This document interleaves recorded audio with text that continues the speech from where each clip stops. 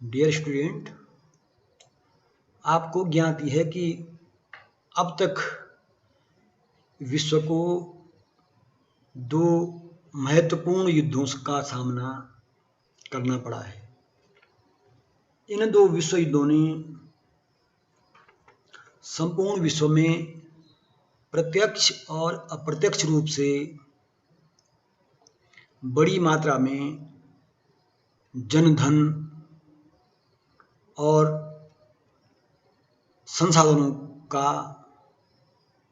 संसाधनों को क्षति पहुंचाई है। इन दो विश्व युद्धों का परिणाम यह हुआ कि बड़ी संख्या में इन युद्धों में न केवल जनहानि हुई, बड़ी संख्या में धनहानि हुई, बल्कि साथ ही मानवता को भी कुठाराघात हुआ है। इन युद्धों में मानवता शर्मसार हुई है।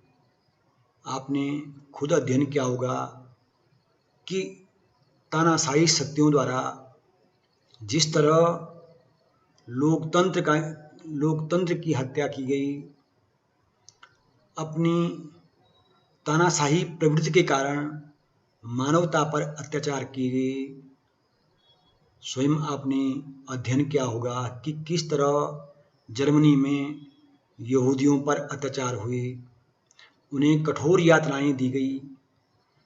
इसी तरह प्रथम विश्व युद्ध में भी जनहानि के साथ धनहानि भी हुई और प्रत्यक्ष और अप्रत्यक्ष रूप से संपूर्ण विश्व को इन युद्धों का दंश झेलना पड़ा। यद्यपि प्रथम विश्व युद्ध के समय ही विभिन्न देशों द्वारा यह अनुभव किया गया कि एक ऐसी अंतर्राष्ट्रीय संस्था आवश्यक है जो कि विश्व को युद्धों से रोक सके और विश्व में शांति स्थापना का प्रयास कर सके। इसके लिए प्रथम विश्व युद्ध के पश्चात प्रयास भी हुआ और इस प्रयास के अंतर्गत राष्ट्र संघ अर्थात लीग ऑफ नेशंस की स्थापना की गई। लीग ऑफ नेशंस का कार्य था कि विश्व में शांति व्यवस्था बनाए रखना, विभिन्न देशों के मध्य आपसी मतभेद को दूर करना। यद्यपि लीग ऑफ नेशंस या राष्ट्र संघ ने यह प्रयास किए भी, परंतु कुछ कारणों से राष्ट्र संघ अपने उद्देश्य में सफल नहीं हो पाया। इसका परिणाम यह हुआ कि 20 वर्षों के उपरांत ही, लगभग 20 वर्षों के उपरांत ही विश्व को दूसरे विश्व युद्ध का सामना करना पड़ा। द्वितीय विश्व युद्ध में पुनः जनधन की हानि हुई, साथ ही कई मायनों में द्वितीय विश्व युद्ध मानवता के लिए प्रथम विश्व युद्ध की तुलना में और भी घातक सिद्ध हुआ। अतः इस बात की और भी आवश्यकता प्रतीत हुई कि अब ऐसे अंतर्राष्ट्रीय संगठन की, एक मजबूत और शक्तिशाली अंतर्राष्ट्रीय संगठन की आवश्यकता है जिससे विश्व को युद्धों से बचाया जा सके, विश्व में शांति स्थापना की जा सके तथा मानवता के कल्याण के लिए ऐसे कार्य संपन्न हो सकें जिससे विश्व युद्ध के खतरों से बच सके और मानव का विकास हो सके। द्वितीय विश्व युद्ध की जो पृष्ठभूमि है वह पृष्ठभूमि जाती है उस समय जब द्वितीय विश्व युद्ध में संयुक्त राज्य अमेरिका का पदार्पण हुआ। आपको ज्ञात होगा कि दोनों विश्व युद्धों के समय संयुक्त राज्य अमेरिका प्रारंभ में युद्ध में सम्मिलित नहीं था। प्रथम विश्व युद्ध के समय भी लगभग यही स्थिति थी और द्वितीय विश्व युद्ध के समय भी यही स्थिति थी। प्रारंभ में संयुक्त राज्य अमेरिका ने अपनी तटस्थता की घोषणा की और अपने को द्वितीय विश्व युद्ध से अलग रखा। परंतु जब ऐसी परिस्थितियां बनी कि जर्मनी ने अमेरिका के विरुद्ध, जापान ने अमेरिका के विरुद्ध अपना रुख कड़ा किया और इसका परिणाम यह हुआ कि संयुक्त राज्य अमेरिका युद्ध में सम्मिलित हो गया। और जब संयुक्त राज्य अमेरिका युद्ध में सम्मिलित हुआ तो उसी सम्मिलित होने के दौरान ही संयुक्त राज्य अमेरिका ने ऐसा प्रयास करना आरंभ किया जिससे विश्व में स्थायी शांति की स्थापना हो सके। इसके लिए सर्वप्रथम जुलाई 1941 में लंदन में मित्र राष्ट्रों का अर्थात तानाशाही शक्तियों के विरुद्ध जो देश युद्ध कर रहे थे उन देशों को हम इतिहास में मित्र राष्ट्रों के नाम से जानते हैं। तो इन मित्र राष्ट्रों का 1941 में लंदन में एक सम्मेलन हुआ और इस सम्मेलन में उन्होंने संयुक्त रूप से एक घोषणा की जिसे हम लंदन घोषणा के नाम से जानते हैं। यह घोषणा 14 जुलाई 1941 को की गई। इस घोषणा में कहा गया कि विश्व में स्थायी शांति का आधार समस्त स्वतंत्र राष्ट्रों का स्वप्रेरित सहयोग होना चाहिए जो आक्रमण के भय से मुक्त तथा आर्थिक व सामाजिक सुरक्षा से युक्त हो। यद्यपि इस घोषणा में स्पष्टतः किसी संगठन की स्थापना का कोई उद्देश्य नहीं था, परंतु इसमें शांति स्थापना की बात अवश्य कही गई थी। दूसरा महत्वपूर्ण बिंदु है जिससे संयुक्त राष्ट्र संघ की स्थापना का मार्ग प्रशस्त हुआ, वह बिंदु है अटलांटिक चार्टर। संयुक्त राज्य अमेरिका और उसके मित्र देश यह प्रयास कर ही रहे थे कि किस तरह विश्व को भावी युद्धों से बचाया जाए। तो इस संदर्भ में 1941 ईस्वी में अमेरिकी राष्ट्रपति रूजवेल्ट और इंग्लैंड के प्रधानमंत्री चर्चिल, इन दोनों की एक मुलाकात, एक बैठक अटलांटिक महासागर में इंग्लैंड के जहाज प्रिंस ऑफ वेल्स पर हुई।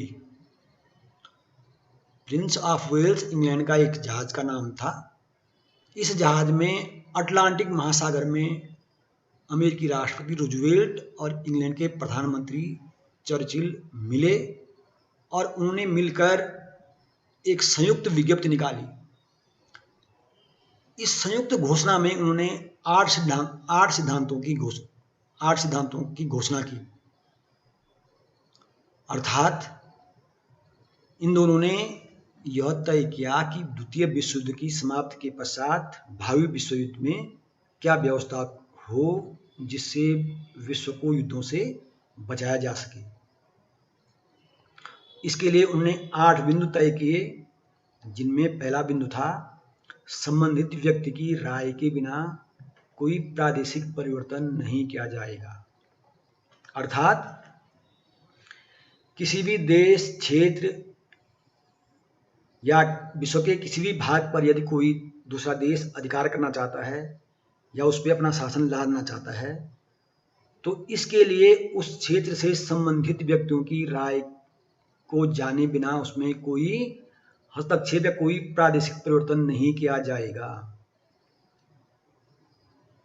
दूसरा महत्वपूर्ण बिंदु था कि प्रत्येक देश को यह अधिकार होगा कि वह अपनी इच्छा अनुसार अपने यहाँ किसी भी प्रकार की शासन पद्धति को लागू कर सके।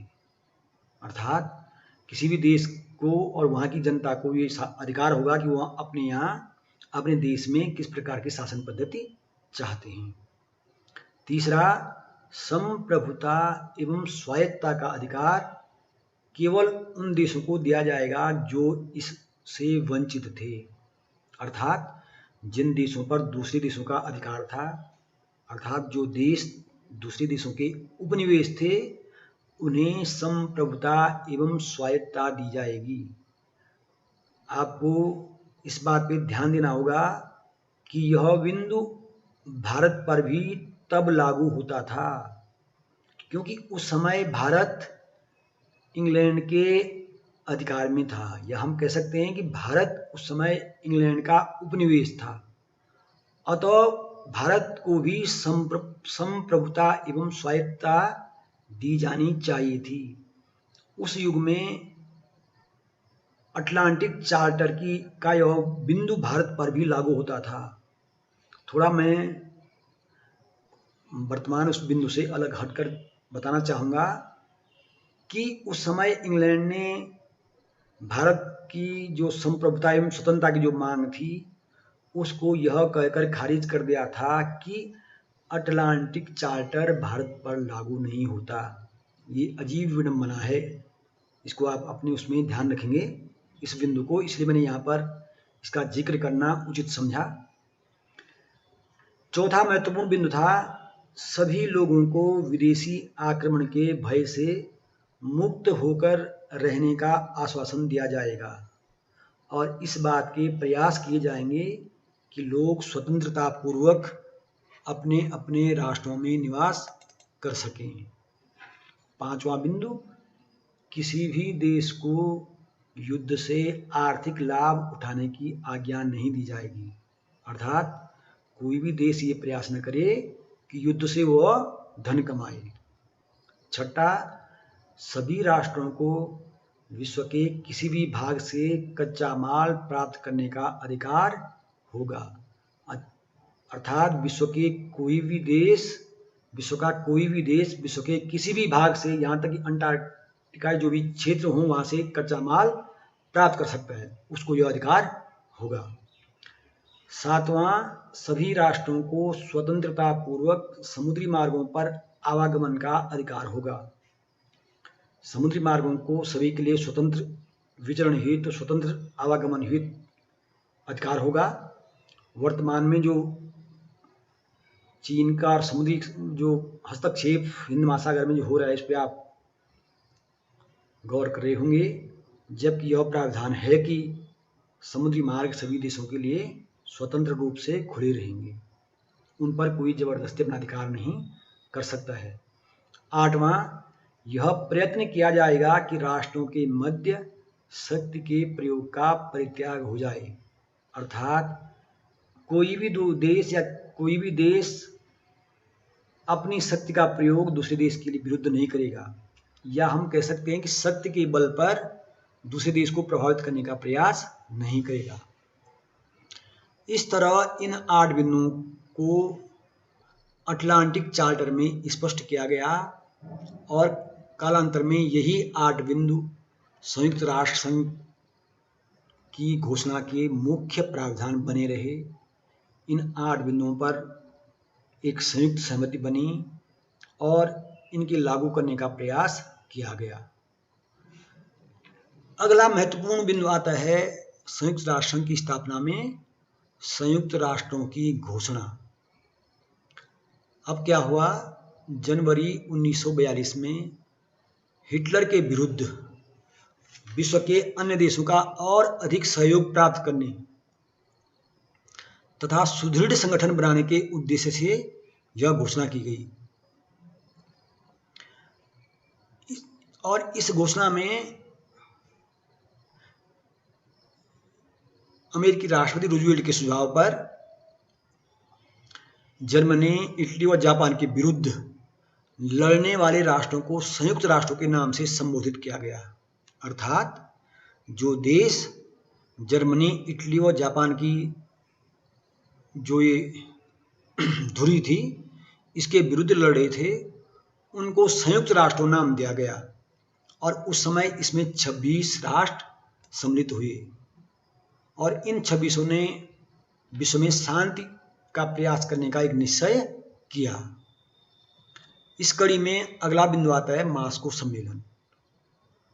अब जो है, जैसे मैंने कहा, अटलांटिक चार्टर से यह स्पष्ट हो गया था कि एक अंतर्राष्ट्रीय संगठन ऐसा होना चाहिए जो अटलांटिक चार्टर के 8 बिंदुओं के अंतर्गत स्थापित हो और भावी विश्व में शांति की स्थापना कर सके, जिससे मानवता का विकास हो सके।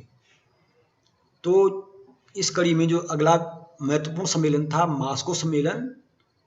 मास्को सम्मेलन जो 1943 में मास्को में हुआ, इस सम्मेलन में अंतर्राष्ट्रीय संगठन की स्थापना के उद्देश्य से 4 बड़े देशों के विदेश मंत्री मिले। ये 4 बड़े देश थे उस समय, रूस, चीन, इंग्लैंड व संयुक्त राज्य अमेरिका।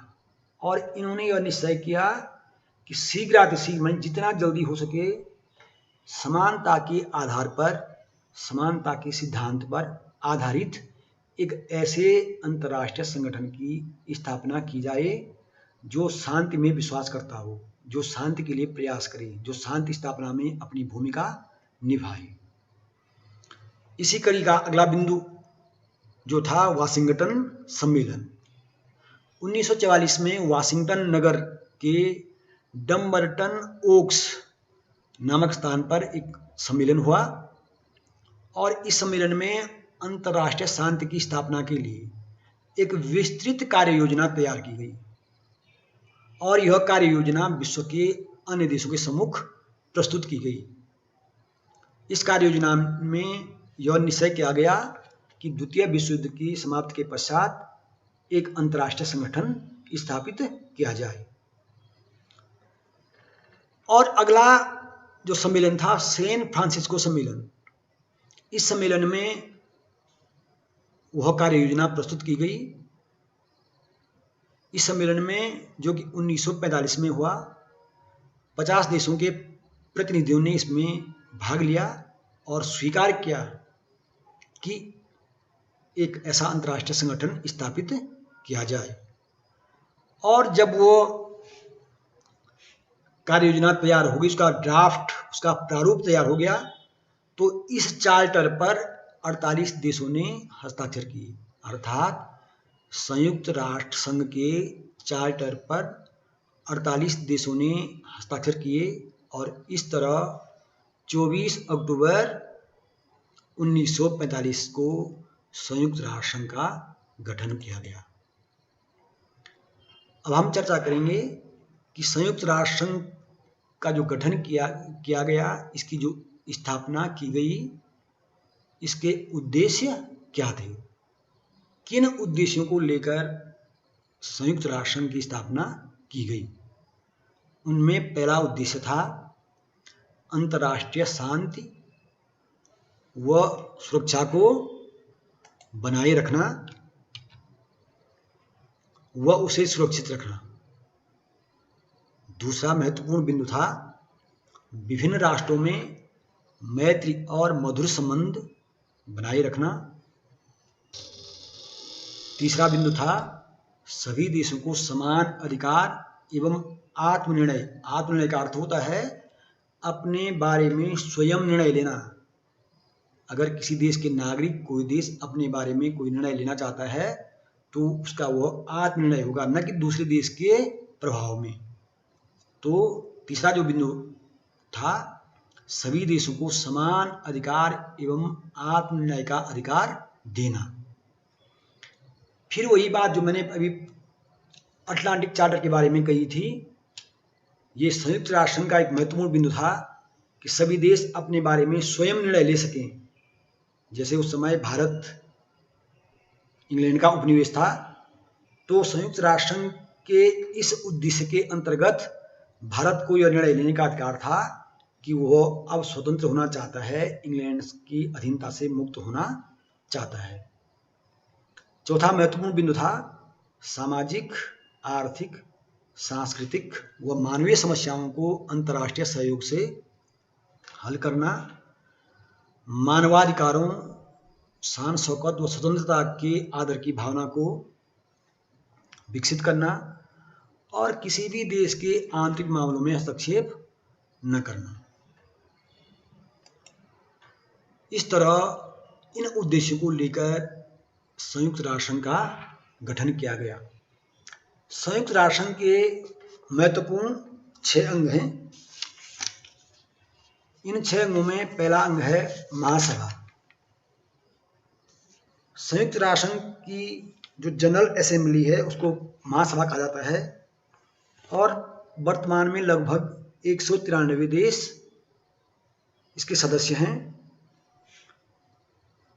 महासभा में किसी भी महत्वपूर्ण बिंदु पर चर्चा होती है और उस पर निर्णय लिया जाता है। इसके लिए कम से कम 2/3 बहुमत प्राप्त करना अनिवार्य है। इस संस्था का अर्थात महासभा का मुख्य उद्देश्य है अंतर्राष्ट्रीय शांति व सुरक्षा से संबंधित विषयों पर विचार विमर्श करना। इसे अंतिम निर्णय का अधिकार प्राप्त नहीं है। यह संस्था अपने निर्णयों को सुरक्षा परिषद के सम्मुख प्रस्तुत करती है और अंततः अंतिम निर्णय लेने का अधिकार केवल सुरक्षा परिषद को ही प्रदान किया गया है। दूसरी जो महत्वपूर्ण संस्था है सुरक्षा परिषद। आपने अभी सुना है कि किसी भी निर्णय महासभा के किसी भी प्रस्ताव पर अंतिम निर्णय लेने का अधिकार सुरक्षा परिषद को प्राप्त है। अर्थात आप समझ सकते हैं कि संयुक्त राष्ट्र संघ में सुरक्षा परिषद ही सबसे शक्तिशाली संस्था है। सुरक्षा परिषद के 5 स्थायी सदस्य तथा 6 स्थायी सदस्य होते हैं।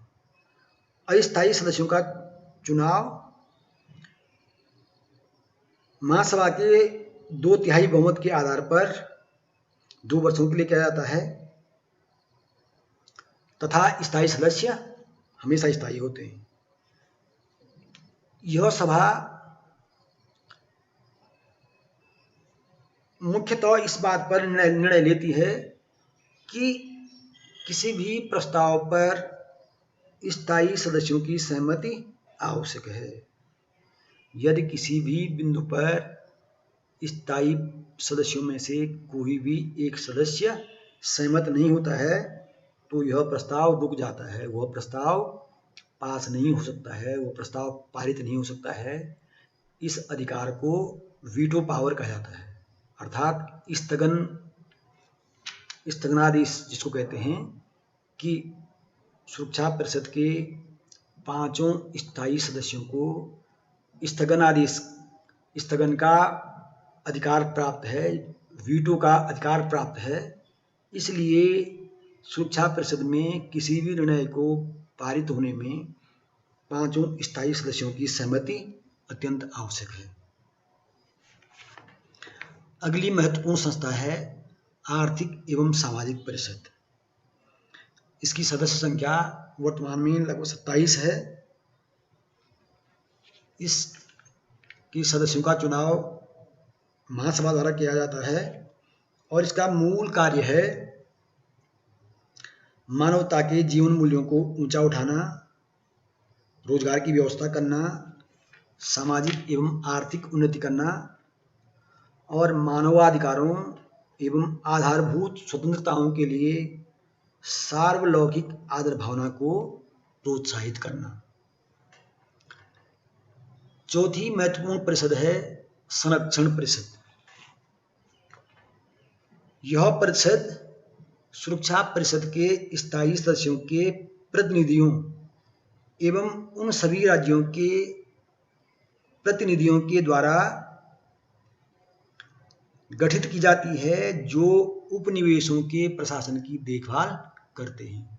अर्थात संरक्षण परिषद का कार्य है उपनिवेशों के प्रशासन की देखभाल करना। अब इस परिषद के अंतर्गत कौन कौन से क्षेत्र आते हैं जिनका प्रशासन जिन्हें हम उपनिवेश कह रहे हैं। अब उपनिवेशवाद तो लगभग समाप्त सा है, यद्यपि वर्तमान विश्व में आर्थिक उपनिवेशवाद चल रहा है, परंतु फिर भी हम ये कहेंगे कि पिछले युग में जो उपनिवेशवाद प्रचलित था, पिछले दौर में लगभग उस तरह का उपनिवेशवाद अब विश्व में कम है। फिर भी कई ऐसे क्षेत्र हैं जिन पर दूसरे देशों का प्रभाव है, जो दूसरे देशों के प्रभाव में आज भी हैं। इस तरह जो ऐसे क्षेत्र हैं, उन क्षेत्रों पर आज भी संरक्षण परिषद की देखरेख में वहाँ का प्रशासन चलता है।